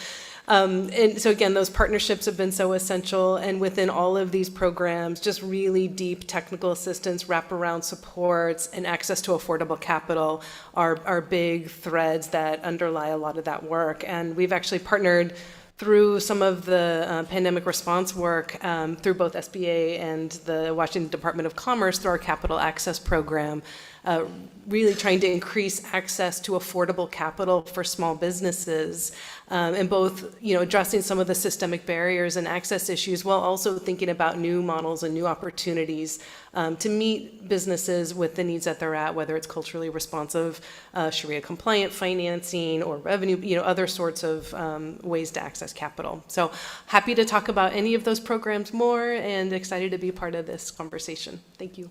Thank you, Heidi. All right, let's go back over to Minneapolis. Rico. Yes, thank you, Jay. Thanks, everyone there. In our next panel, so we have government agencies partners. So we have with us So Teal, and also we have Mary Matz. She's going to be with us in a virtual form. She's right? on now. Yep. She is right there. All right. So thank you. So, but let me go back to you guys, and can you introduce yourself? Yeah, thank you. Sure. So my name is Zoe Teal, and I'm the manager of the small business team at the City of Minneapolis. This is part of our community planning and economic development department. And we really do two main things. We help people navigate the rules and regulations of the City of Minneapolis, and we connect folks to resources, whether that is technical assistance resources, city financing tools, or otherwise. And that's kind of the gist of what we do. Thank you so much. Mary? Yeah, thanks, Rico. Hi, Zoe.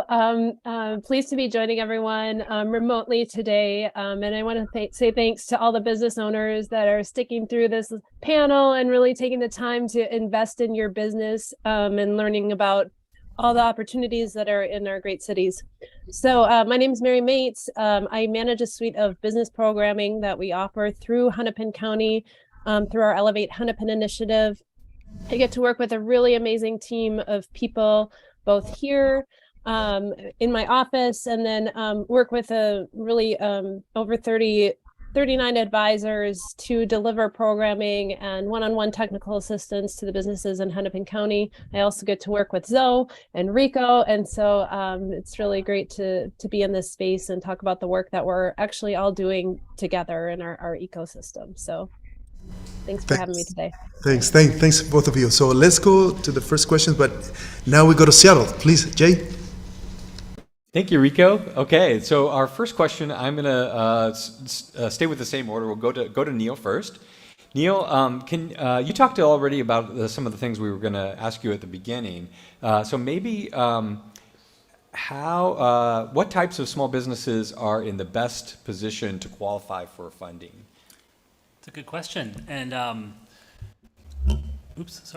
I think if we're talking about qualifying for funding, we might be talking about debt funding loans in this case versus qualifying for equity or grants. One thing I'll say first is that the SBA doesn't really set any hard and fast standards for what is qualifying standards for our loan programs. That is given to the lenders themselves. We have some limitations on things like interest rates and some thresholds that they need to abide by, but we don't set the hard, fast rules. Our lenders do that. But to answer the question, I think it's important to think about debt funding as a tool. This is sort of more of a general statement first, or idea. I say as a tool because I like to think, I'm a small business owner myself, I like to think of debt as just one of those really valuable tools you can use, and it can be very valuable if you use it wisely and use it correctly. And it can be very dangerous if you don't. In other words, if you're buried in debt, it's a good way to go out of business at the wrong time. So to answer the question, the businesses that are probably most or in the best position to qualify for lending, I would say it's a number of things. Generally speaking, a business that's ready for debt financing would really need to have their house in order. Meaning, have you been filing your taxes on a yearly basis? Do you have your tax returns available? Do you have current financial statements available? Or have you been preparing and keeping up with your finances and your bookkeeping in order to do so when it's requested? Really, when it comes down to it, the right time for funding is going to be the time when it helps your business grow. It's not something that you're trying to find that bails you out of a predicament. But when you're ready to grow, it's important that you have a really well formulated business plan, something that can clearly communicate what your business does, how you plan to grow, and how this funding is going to help you. And you have the numbers to support that in a financial projection. Now, all of these things can sound daunting, but what goes along with that, like I said earlier, is that technical assistance. So if you're someone who is ready to grow, you have opportunities on the table, and you just don't have all those documents ready, or you want help before you talk to a lender, and you want help writing your business plan, or tweaking it, or improving it, or working on those financial projections, that's where those technical assistance providers come into play, and that's a no-cost service to work with you one-on-one to really prepare yourself and your business to talk to lenders and to make that funding request. Thank you, Neo. Louis, I want to go and I want to ask you a question. Sure. We were talking 2 weeks ago about some of the different programs that that Commerce has. Mm-hmm. Can you share a little bit about how your organization supports those who are supporting small business, so helping the helpers? Totally, yeah. No, that is where I feel, at least my role as a community engagement specialist, where we do the most impactful work. Because like some of the panelists said before, the pandemic created this whole system of resources to empower small organizations and businesses to be able to continue and to meet the needs of communities going through it. And now that a lot of those resources are drying up, some of the initiatives that we established, like the Small Business Resiliency Network, to specifically support organizations who have access to businesses of diverse backgrounds, we see that that organization and that work as building capacity for those organizations to continue what they started during the pandemic. We did see a lot of ability for the vast amount of resources that were coming through Commerce to support businesses get out to more business owners because of that network.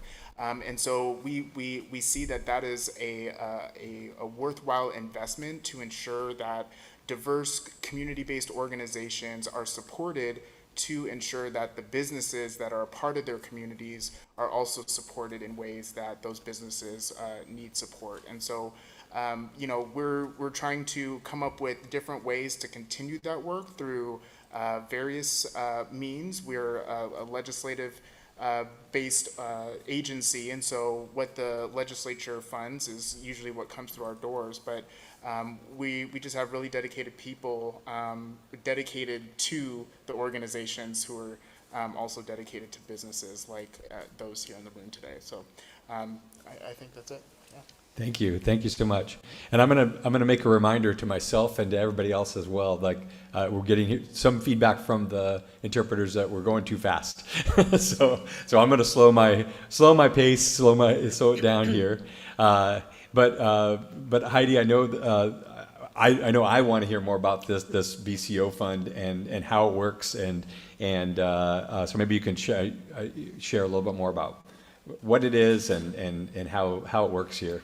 Yeah, and I'm also happy to share a link after through the network to get more information and talk to anyone. But I think I mentioned the Business Community Ownership Fund. So it came from some pilots that were done through King County, came through conversations with community, and what it is a shared ownership model for commercial space. So it's an innovative new financing model where the city is partnering with an organization called the National Development Council, and together matching funds dollar to dollar create the Business Community Ownership Fund, which partners with small business owners, and together it creates a real estate partnership to purchase ground floor commercial space. And then that space is leased back to the business owner, and they have affordable rents that never change. And so the idea is that we're investing in that business and supporting that business through a real estate model and creating sustainability so that they know what their occupancy costs are not going to change. Rents might go up around them, their rents will stay affordable, and keeping that business anchored in the neighborhood for the long term. So we're working really closely we're in the phase now of looking for projects. We closed on our first project in June with a small BIPOC-owned design firm, and are talking to a number of other projects. We're targeting our neighborhoods at highest risk of displacement and really focusing on businesses that are, we're evaluating businesses through community impact, neighborhood, that are community serving businesses that are connected in the community and really serving those needs that the community has prioritized. And we're working closely with partners now to identify projects. So I'll leave it at that. If there's any other questions, we're excited to kind of see this and see it grow and pilot it, and just really want to acknowledge all the hard work that's gone into this. Mm-hmm. Wonderful. I know I'm going to have more questions. Yeah, please. But before we do that, I'm going to go back over to Minneapolis and Rico. I know you've got questions over there as well. So over to you, Rico. Yes, thank you, Jay. I would like to ask this question, since we are thinking, with our two panelists. So let me go to Teal from City of Minneapolis, a small business team. How should a small business think about the role and non-role of government in their businesses? This is very important to know. Yeah, so I think there are a lot of different ways to answer this. But when folks are interacting with the government, whether it's a city government or a county government, it may have to do with how their business gets regulated, whether that's a license or zoning requirements for where they can operate, things that are really important to know. And in that sense, I would really hope that folks would think of reaching out and talking to the staff that work at those governments really from a informational and helpful capacity. And don't be scared to ask us questions about what you can and can't do. I have a sort of a unique role within the city where I have no regulatory powers whatsoever, but I can talk to you a lot about what those different rules are. And so there's a huge business value in knowing what's the context in which you're going to operate. And sometimes we get businesses that want to operate in ways that are in a little bit of a gray area or are new and innovative. And the truth of the matter is we want to work with those businesses. And if you're doing something that's maybe a little outside of the norm, it might just take some more time to figure out how to do those things. During the pandemic, we shifted a lot of our rules quickly to allow for more outside dining, for example, and in other areas. But we at city government do want to accommodate sort of what small businesses want to do.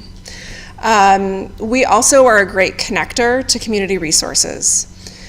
Frequently, how I describe my team's role is, if you want to know how to follow the rules, we're going to work with you directly.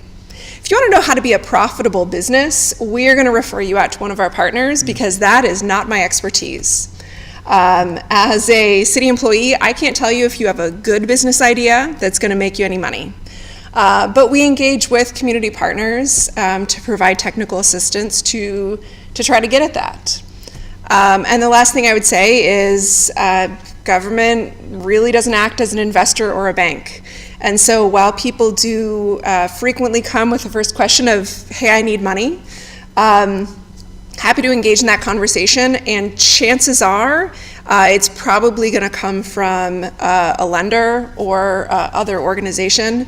Though we do have some specific financing programs I'm happy to talk about. We don't really fund general business operations or provide startup grants in a way that I think folks sometimes assume or wish we would.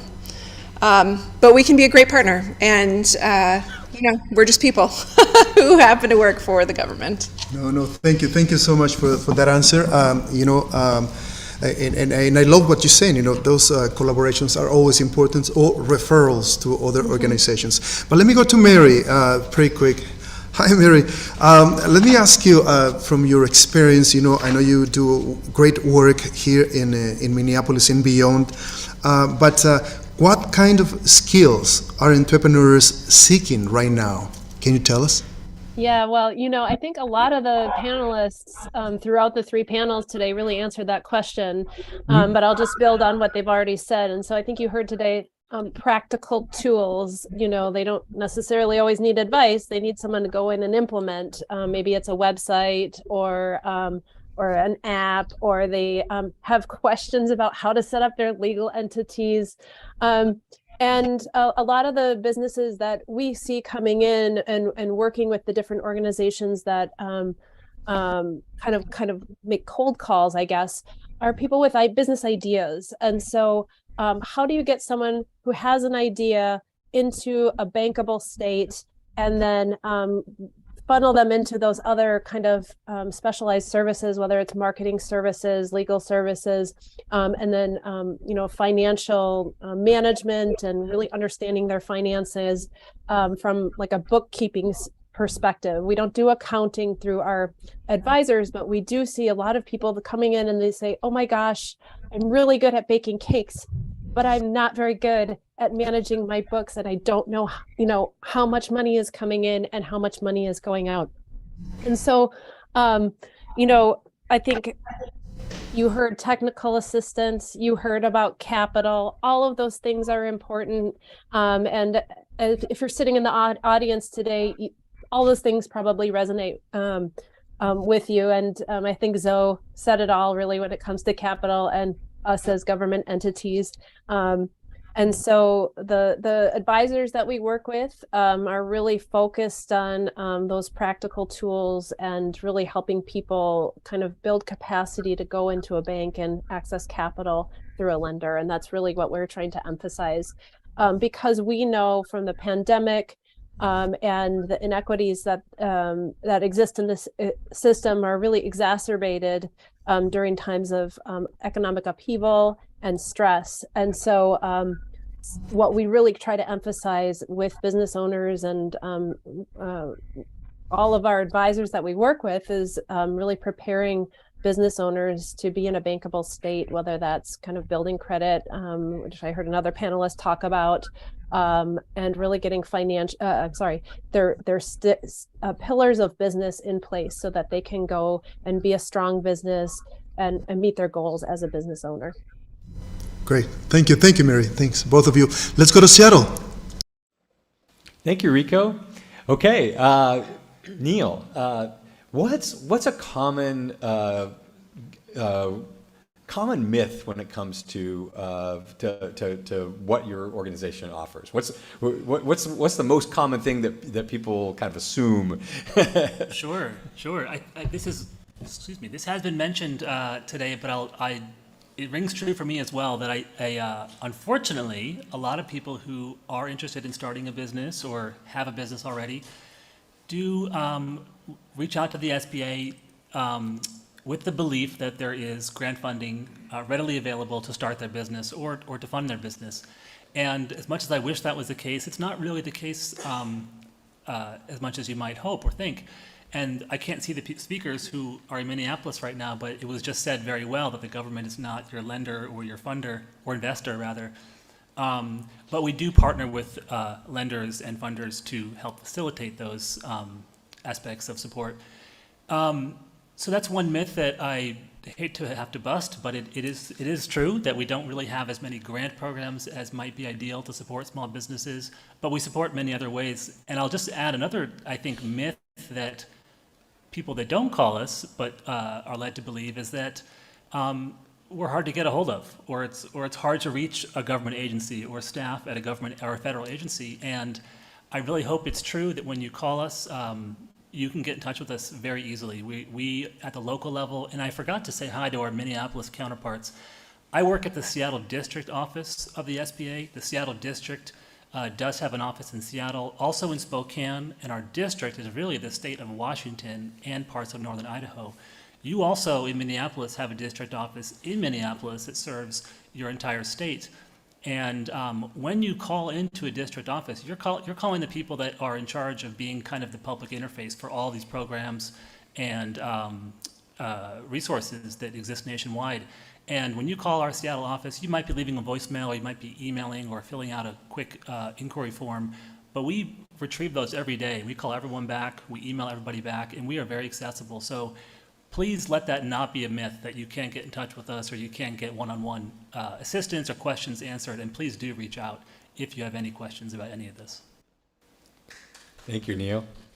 Yeah, I know I often will reach out to you and to others in your office and say, how do we find this? So it's we get lots of good responses there. So thank you for all that work. Of course. Louis, I'm going to ask you a similar question. So what's the biggest surprise that people share with you when they learn about the work that you do? That we do so much is the reality there. Yeah, Commerce, even though our name is Commerce, we do a lot. And I know that this event is specifically focused for businesses, but, you know, it was also mentioned about government contracting. Like, you know, many of our other programs and funding mechanisms for the different sectors or areas that we fund or support, we are oftentimes looking for not only organizations, but businesses to provide those services. And so, you know, I always try to encourage folks to, you know, be diverse in how they get revenue and to also look at government contracts if that's a service that they can provide to governments. And so, you know, and then outside of that, I think the array of different business programs that we have, while we don't have a ton of direct funding or capital, access to capital, we do have a ton of self-directed resources for businesses who, you know, might have various life circumstances and might need either a self-paced learning opportunity or just information to do some digging as they work through the different stages of their business. And I think that's one other thing I wanted to say is that we do offer supports for businesses at every stage. And so, and all of that information can be found on our website at www.commerce.wa.gov. Thank you. Heidi, what type of small business is in the best position to qualify for funding? Well, I would say with our different programs, we're trying to reach a range of businesses. We generally work with, I think with the commercial affordability programs, you are targeting established businesses. Particularly with the Business Community Ownership Fund, because there is a portion of that monthly kind of lease payment that they're paying off. So looking at supporting that business owner stay in the community or maybe come back to a community if they've been displaced, helping them grow, giving them, you know, giving them that stability and control over their space so they can invest back in their business. That is our kind of the wealth building strategy there. We have really been looking at a range of strategies to meet businesses where they're at in the different phases I had mentioned before. So the Seattle Restored program is one that started during the pandemic as a response to a lot of the vacant storefronts. And it's really evolved. And I also say we've had a ton of learning over the last couple of years. So if anyone ever wants to talk, there's a lot of challenges in Washington State, which is kind of unique to our state in terms of being able to provide public funding to support small businesses. The state constitution prohibits it. So we're constantly working around some of these challenges and working through partners. And it's really been hard to prop up some of these programs. And so we've been doing a lot of work in that space. And so with the Seattle Restored, as we evolve that program, we are looking at a longer term lease rather than just pop up, so that businesses have a longer runway to profitability, right? So that more early stage business has time to develop their concept and test it out and really kind of limit the time it takes to get profitable, and also developing kind of a vendor strategy through that. So it was really interesting to hear from some of the earlier panels about how important that was. And originally we were trying to push everyone into a brick and mortar storefront, and, and really businesses were at really different places, and we wanted to have different strategies and programs to meet them in those different places. And then the last thing I'll mention is we are, with a lot of our programs and the way we are setting up the criteria and kind of working through our partnerships around outreach, language access, really targeting businesses at high risk of displacement, being very intentional in that through our access to capital work and our commercial affordability programs. So our BIPOC businesses, women-owned, immigrant-owned businesses, and so forth, really supporting those businesses so they can stay and grow and thrive and be part of our neighborhoods. Thank you all. Thank you so much. Do we have time to run back over to Minneapolis for one last question or two questions? One question, getting from John. Rico, you got one more question that you can ask over there? Let's do it, Jay. Yes, we have one question. Let me go to Mary. Mary, so we know the tremendous work that you do in Hennepin County, but let me ask you this. What should you expect when you engage with advising services or programs through Hennepin County? Yeah, thank you, Rico. Like the panelists in Seattle said, we work with advisors that are serving across cultures, and so does Zoe, to really meet business owners where they're at. But what business owners need to do is really come in with a learning attitude. We see it often, business owners kind of coming in and thinking, oh, I could just pass this off to this person, but really it requires a certain level of engagement. And I think there's business owners need to come in and be really ready to work with that advisor and put the time into their business. They can't just hand off kind of different tasks to an advisor and say, okay, here you go, now make my business for me. So really, when you come in and engage with an advisor through either the BTAP program in Minneapolis or the Elevate Hennepin network, through the Greater Hennepin County Advisory Network, really, I think expect to have a collaborative relationship with the advisor you're working with, and expect to, you do some thinking about your business, and really expect to also invest some time into thinking about how do I make my own business. And that advisor is there to be a guide and a mentor and many different things. And in some cases they will help you implement, but it's not a thing that you can just kind of go in and say, okay, now I did a business, it's easy. It's really a lot of work. And I think that's one of the big things that we're trying to really kind of work on with our communications and work on with the businesses when they do an initial consult with our business navigator, is really, okay, like, where are you at? And kind of try to manage expectations about like how much work it's going to take, not only just to work with the advisor, but really build a business. Business is hard. It's hard to run a business. There's a reason that it's difficult to do that. It's difficult to access capital. It's difficult to really get to a place where you're really making a lot of money. And so just be prepared to work. Thank you, Mary. All right, well, let me close with this question. And, we've been talking about resources, skills, and so on. But I'd like to ask you this. What practice is your team focusing right now? Yes. So I'm not sure if I'm going to answer this question the way you intended it, but I'm going to answer it the way that comes to me. Please. Which is that the practice that we have to bring to our work every day is listening, and listening for understanding. When a business owner calls our office and says, hey, I'm thinking of starting an XYZ type of company, what kind of business license do I need? For sure, we need to answer that question. And very frequently the answer is, you don't need one from us at all. There's a bunch we don't license. But what we need to get from that conversation is starting an understanding of, where is this business owner in their process? Is this an idea? Are they already operating? Are they way down the path and asking because they think they might be doing something wrong?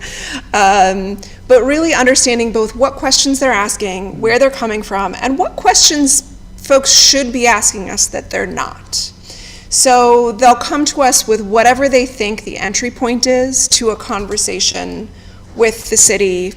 Maybe this is their first call to anyone about their business, and really taking the time to understand what are they hoping to achieve, where are they in their process, and what are the different tools we can offer that are going to be helpful, whether it's directly what they asked us or not.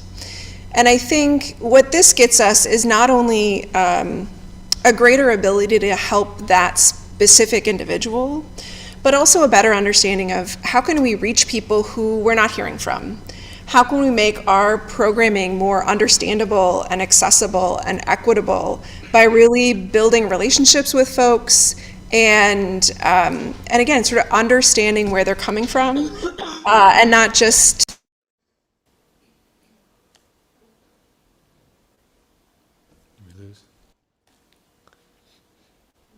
I think we lost the sound there. Oh, sorry. There we go. I had my mute backwards. So not just asking the direct question that's asked, but really seeking to understand that situation, and that's sort of the foundation of our sort of day-to-day practices. I think you answered really well. Okay. So thank you so much. So I'll go back to you, Jay. Okay. Well, I want to end our panel discussions here. I want to, maybe we can get a round of applause for all of our panelists that have been part of this. Thank you so much. Appreciate all of your work. We're going to be moving to our last part of the program, and I want to remind everyone that's in person that there's more after that. We'll be saying goodbye to our streaming and Minneapolis colleagues, but we're going to move to an in-person program if you're here, or if you're listening online and 5 minutes away and want to like make your way over here to the Central Library. I guess I just want to like thank you so much to everyone who's attended today. Thank you to everyone who has done all the work in the planning, and all of the panelists that have been here. Rico, I'm going to pass it back to you for a few words there too. And you're on mute, I think. Minneapolis, great team. You know, we very, very happy to have this event, and I hope we can have this more, in the future. So I just want to shout out, Springboard for the Arts coming up next, and thank you so much. Thank you, Rico. It's been a pleasure working with you on this too, and Adele as well. Thank you so much. Okay, now I want to also give a shout out and thanks to all of our interpreters. We have so many interpreters that have been working so hard, and I know we've been talking way too fast, so we just want to say how much we appreciate you and all of your work today and always. Thank you. Thank you so much. Applause is happening here in Seattle, and I know in Minneapolis as well.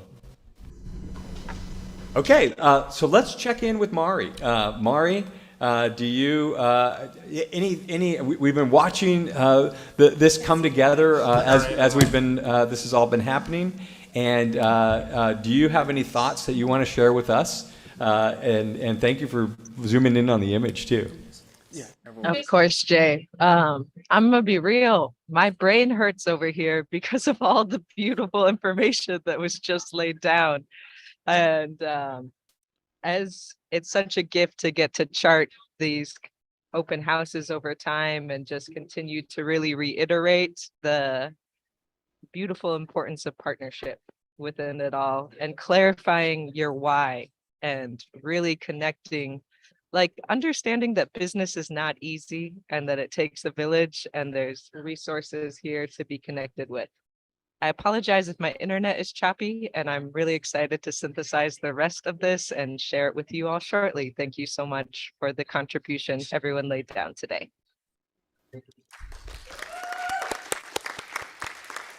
Thank you, Mari. We appreciate you.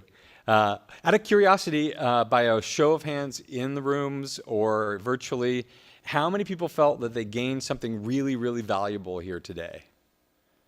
I'm seeing hands go up here. How about in your end, Rico? Or is Rico still at the... Anyway, well, I just want to share the best way you can pay us back is to take less than 2 minutes and fill out this, I'm sure you're seeing on the screen, this very, very quick survey. All you have to do is take out your phone, open up your camera, and scan the QR code, and then put in the code BROH. I'll say it again, BROH, and then complete the survey. When you've done the survey, you'll get a link to all the resources from today, and we want to know what you liked about this presentation so we can do more of it. We also want to know how we can make it better for you. I heard that across a couple of panelists today. We are on a mission to get our message in front of as many people as we can so that we can help even more small business owners start and thrive in their business. When you give us feedback, that's exactly how we do it. It's 2 minutes, scan the QR code, fill out the survey, and then put your phone down and look up at me or just chat done when you've done it. And I'll leave you with one final thought before we go, which is I want to thank this partnership of John Chen, who's been in the background doing all this work to make this run seamlessly, and so many things. This is just amazing to work with John, and thank you so much for your work. Also, shouting out the work that Angela does and all of the partners that have been part of this development here today. That's it from my side. And we're gonna end the streaming. So thank you all for being here, and I think that's it. So those are here live. Stick around. We're gonna show you what to do next. Thank you.